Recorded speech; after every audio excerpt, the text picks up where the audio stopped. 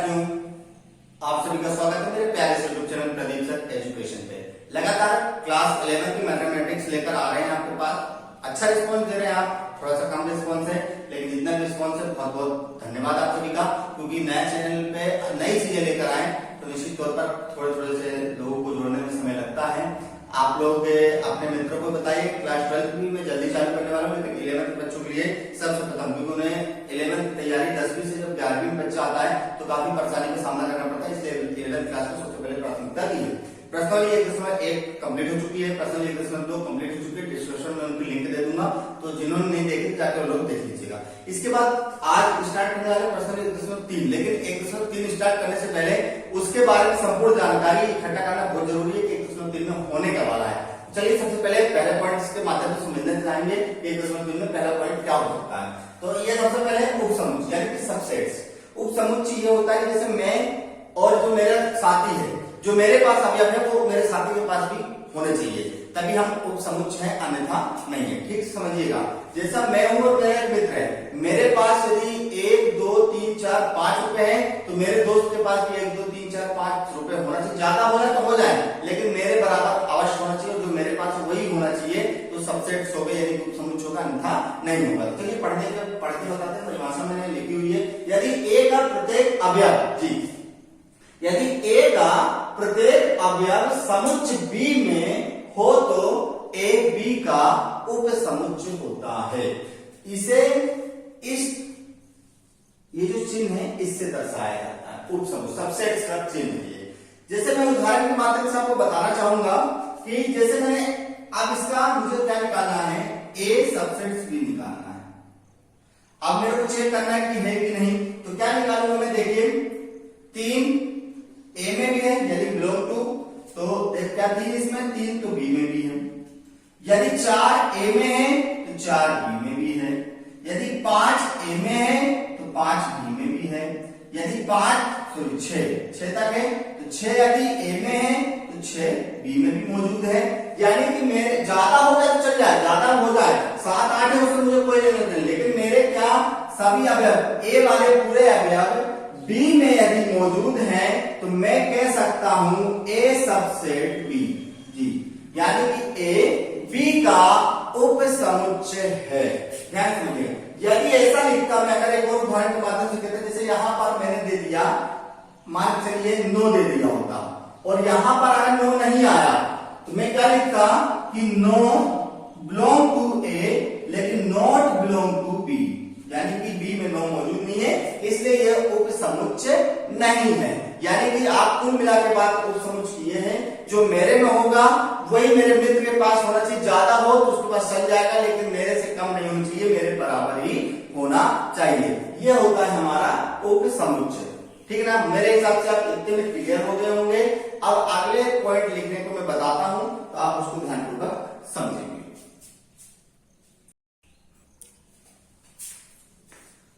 अब चलिए आगे देखिए, 2 मुख्य पॉइंट है जो कि नोट में आप लिख के रखेंगे, कॉपी में लिख लीजिएगा नोट करके, पहला और दूसरा पॉइंट। पहले पॉइंट में मैं क्या बताना चाह रहा हूं, खुद का उपसमुच्चय खुद होता है। जो भी यदि उपसमुच्चय दिया होगा, जैसे मैंने आपको ए बराबर उपसमुच्चय दे दिए 2 और 3, मैंने बोला उपसमुच्चयों की संख्या ज्ञात करिए। अभी आगे मैं बताऊंगा उपसमुच्चयों की संख्या कैसे ज्ञात करनी है, तो वहां पर ये सब क्लियर हो जाएगा। यहाँ पर अगर उपसमुच्चय बोलूंगा तो ये तो रहेगा ही रहेगा, ये हमेशा रहेगा, आगे और भी बताने का प्रयास करूंगा। और इसी प्रकार 5 हर समुच्चय का उपसमुच्चय होता है। जो 5 का चिन्ह होता है यानी रिक्त समुच्चय, वो हर समुच्चय का उपसमुच्चय होता है, यानी कि खुद भी होगा और एक तो 5, ये 2 समुच्चय हमेशा मौजूद रहेंगे। इसके बारे में भी आगे समझते हैं कि ये है क्या चीज। जैसे मैं आगे बताऊंगा आपको तो आपको बातें क्लियर समझ में आएंगी। अभी आपको क्लियर समझ में नहीं आया तो मैं जानता हूं, तो ये 2 नोट लिख लीजिए, इसका मैं आगे बताता हूं तो आप समझने का प्रयास कीजिए। आगे बढ़ते हैं और अगले टॉपिक की ओर बढ़ते हैं। अगला टॉपिक क्या बोलता है, उपसमुच्चयों की संख्या। उपसमुच्चयों की संख्या को कैसे ज्ञात कर सकते हैं तो उसके बारे में चर्चा करेंगे। याद रखिएगा, उपसमुच्चयों की संख्या ज्ञात करने के लिए फॉर्मूला होता है उपसमुच्चयों की संख्या बराबर 2 की घात n। याद रखिएगा, जब भी समुच्चयों की संख्या ज्ञात करनी हो तो 2 की घात क्या होती है, n। यानी कि n क्या होता है, हमारे पदों की संख्या। जो n होगा वो पदों की संख्या होगा। जैसे मैंने यहाँ पर लिखा a बराबर 2 3, यहाँ पर पदों की संख्या कितनी है, 2, यानी मैं लिख सकता हूँ कि n बराबर 2। अब मेरे को यहाँ पर उपसमुच्चयों की संख्या ज्ञात कीजिए, तो मैं यहाँ पर लिखूंगा ओपन समुच्चों की संख्या बराबर कितना, 2 की घात n लगा दूंगा। n कितना है मेरे पास, पदों की संख्या 2 है, 2 गुणे 2 यानी कितना आ गया, 4 आ गया। अब यहाँ पर मेरे को देखना है कि यहाँ पर तो एक ही चीज दिया हुआ है, तो मेरे पास यहाँ 4 संख्या जाएगी। तो आप देखिए यहाँ उपसमुच्चों की संख्या देखिए, उपसमुच्चय देखिए कितने हैं, उपसमुच्चय कितने हैं। पहला मैंने पॉइंट जो नोट लिखा है उसमें देखिए, वहां पर मैंने पहला पॉइंट क्या लिखा है आपको कि हर समुच्चय का जो उपसमुच्चय होता है वो खुद अपना होता है, स्वयं उपसमुच्चय होता है। तो पहला तो स्वयं हो जाएगा, पहले पॉइंट में जो लिखा है क्लियर हो गया, पहला पॉइंट आपका क्लियर हो गया। तो दूसरे पॉइंट में देखिए क्या है, दूसरे पॉइंट में मैंने आपको बताया था कि जो फाई होता है, जो फाई है वो स्वयं का उपसमुच्चय होगा, निश्चित है। फाई है तो फाई यानी मैंने बोला जो स्वयं होगा, ये जो स्वयं है वो खुद का उपसमुच्चय होगा। इसके बाद फाई हर उपसमुच्चय का, हर समुच्चय का उपसमुच्चय होगा, ये क्लियर। इसके बाद तीसरा निकालेंगे, तीसरे में देखिए पहला पद क्या है, 2 निकाल लीजिए, फिर अगला पद क्या है, 3 यानी कि कितने पद आए थे इसमें, 4 आए हैं। तो 1 2 3 4, तो हम कह सकते हैं कि उपसमुच्चय कितने हैं, 4 है टोटल। याद रखिएगा नोट जो 2 लिखवाए थे मैंने, कि मैंने पहला जो नोट आपको लिखवाया उसमें लिखवाया है खुद का उपसमुच्चय खुद होता है। तो देखिए ये उपसमुच्चय आपको दिया है तो खुद का खुद हो गया, दूसरा लिखा था 5 होता है तो 5 हो गया। तीसरे में आपको देखिए तीसरा क्या है, 2 है, यहाँ 2 लिख दीजिए और 3 था तो 3 लीजिए। टोटल हमारे कितने समुच्चय हो गए, 1 2 3 4। तो मेरे हिसाब से उपसमुच्चय की संख्या आपको समझ में आ गई होगी। एक होता है घात समुच्चय, घात समुच्चय। अब घात समुच्चय को कैसे याद करना है, घात समुच्चय हमेशा बहुत सरल है। घात समुच्चय में आपको कुछ नहीं करना है, जैसे ये ऐसे पद लिखे हुए हैं, ये पद दिख रहे हैं आपको चारों को, इन चारों पदों में आपको क्या करना है, सिर्फ बड़ा वाला इनको सभी का अंदर लिख देना, तो ये आपके घात समुच्चय कहला जाएगा। यानी कि जो पद दिए हैं उनको भी एक मझले कोष्टक में पैक करने को कहते हैं घात समुच्चय। ठीक है ना, ये टॉपिक याद रखना है, सबसे मुख्य हमारा है समुच्चयों की संख्या कैसे याद करना है, इसको टॉपिक को याद रखिएगा। और अगले टॉपिक को मैं समझाने का प्रयास करता हूँ। जो टॉपिक था हमारा वो है सर्वाधिक समुच्चय यानी कि यूनिवर्सल सेट। यूनिवर्सल का मतलब होता है जो पूरा उसमें समाहित यानी कि बॉस, जैसे क्रिस बॉस है, अपने बड़े बड़े छिपकों के लिए जाने जाते हैं, बड़ी बड़ी हाइटों के लिए, बिल्कुल क्रिकेट में यूनिवर्सल बॉस जिसको कहते हैं वो क्रिस गेल। इसी प्रकार जो हमारे समुच्चय में कहते हैं यूनिवर्सल बॉस, वो यू से प्रदर्शित होता है। ठीक है ना, ये यू से प्रदर्शित हो रहा है। इसमें हम यूनिवर्सल सेट कैसे जानेंगे, ये जानिए आप समझिए बात को। जैसे मैंने दिया है आपको क्वेश्चन दे दिया जाएगा 1 2 3 4 5 6 7 8 और 9, ऐसा क्वेश्चन आपको दे दिया जाएगा और पूछा जाएगा और एक ये दिया जाएगा। तो ऐसा क्वेश्चन फर्स्ट आई करते हैं, फर्स्ट क्वेश्चन दे दें कि a बराबर 1 2 है, b बराबर 3 4 5 और c बराबर 1 2 3 और मान लीजिए यहाँ पर 6। ठीक है, ये आपको दे दिया जाएगा और इसका पूछा जाएगा कि देखिए कि ये यूनिवर्सल सेट है कि नहीं है। तो इसमें हमको देखना पड़ेगा ये सभी पद मौजूद हैं कि नहीं। अगर मौजूद होंगे यूनिवर्सल सेट है, नहीं होंगे तो नहीं है। जैसे 1 2 पहले से ये भी सही है, 3 4 5 3 4 5 ये भी है, 1 2 3 6 1 2 3 6 ये भी है। यानी कि हम कह सकते हैं कि यह सर्वाधिक समुच्चय है। ठीक है ना, यदि इसमें दे दिया जाता कि 10, 6 दिया है, कितना दे दिया जाता 10, और 10 इसमें मौजूद नहीं है, ज्यादा हो जाए इसमें, ज्यादा से कोई फर्क नहीं पड़ता, मैंने पहले बताया ज्यादा हो जाए, लेकिन जो इसमें दिया वो इसमें मौजूद होगा तभी ये यूनिवर्सल सेट होगा, अन्यथा नहीं होगा। अगर इसमें मौजूद है तो हम कह सकते हैं कि यूनिवर्सल सेट नहीं है। इतने छोटे छोटे से टॉपिक आपके लिए आते हैं, किसी प्रकार की आपको दिक्कत लेनी नहीं है। चलिए अगले टॉपिक जो बहुत महत्वपूर्ण है, अंतराल, कि जो कि पार्ट 2 में भी हमारा बहुत कुछ ना कुछ इससे रिलेटेड क्वेश्चन मिलेंगे। तो चलिए उसको समझने का प्रयास करते हैं। एक लास्ट टॉपिक ये है 1.3 से पहले का अंतराल तक और एक सेमी अंतराल होता है। ये 2 चीजें होती है जिसको हम बकायदा अच्छे से समझते हैं और पढ़ते हैं। इसके बाद क्या क्या प्रश्नावली की ओर आगे बढ़ेंगे। जो भी टॉपिक आपको समझ में नहीं आया तो कमेंट्स कर दीजिएगा, पूरी जानकारी आपको दूंगा। अंतराल है जो इंग्लिश में इसको इंटरवल्स कहते हैं, और जो 2 प्रकार के होते हैं, एक ओपन होता है और एक क्लोज होता है। ओपन का मतलब ये होता है जो खुला हुआ, और ये होता है बंद। ओपन क्लोज मतलब होता है बंद। इसके जो चिन्ह होते हैं इसको देख लीजिए, इसके जो चिन्ह लगते हैं बड़े और छोटे लगते हैं, बड़े और छोटे चिन्ह, और जो इसमें चिन्ह लगते हैं वो छोटे और बराबर, बड़े और बराबर, इस प्रकार के चिन्ह लगते हैं, ध्यान दीजिएगा। और जो इसके कोष्टक लगते हैं वो इस प्रकार के जो कोष्टक होते हैं और बंद वाले जो कोष्टक होते हैं वो बड़े ब्रैकेट होते हैं, ठीक है ना। ये छोटे ब्रैकेट और वो बड़े ब्रैकेट, ठीक है ना। ये दो प्रकार के आपके पहला केस को ओपन और खुला, इसके चिन्ह होते हैं बड़े और छोटे, उसके चिन्ह होते हैं बराबर, छोटे और बराबर, बड़े और बराबर। इसी प्रकार इसमें छोटे कोष्टक लगता है और इसमें कोष्टक लगता है बड़ा। लेकिन अब देखते हैं इसकी स्थिति क्या होती है, देखिए क्यों लगते हैं। जैसे मैंने क्वेश्चन दिया आपको, यदि a x से छोटा और b x है जो a से बड़ा है और b से छोटा है, तो इसका क्या अर्थ होगा देखिए, यहां समझिएगा।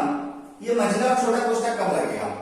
मैंने कहा कि जो x है वो a से बड़ा है, a से बड़ा है और b से छोटा है। इससे हमें एक चीज समझ में आ रही है कि खुला ओपन वाले जो ओपन अंतराल होता है उसमें यहां पर a, इसके अंदर का सब कुछ हमारे पास a से बड़ा है और b से छोटा, यानी a हमारे पास इस अंतराल खुले अंतराल में a हमारे पास नहीं है ना ही b है।